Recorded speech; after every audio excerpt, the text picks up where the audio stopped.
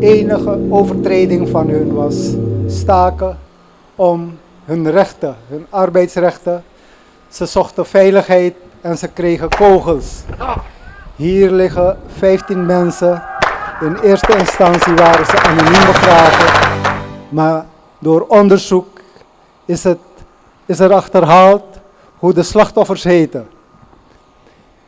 Dit is de eerste keer dat hun namen opgenoemd zullen worden.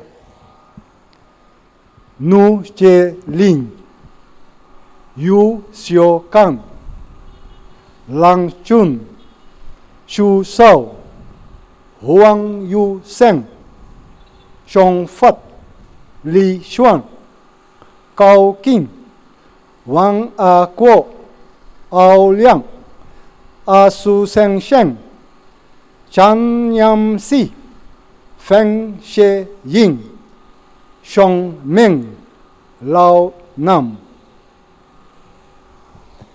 Als ik die namen zo oplees, dan krijg ik weer kippenvel. Het mag nooit meer gebeuren.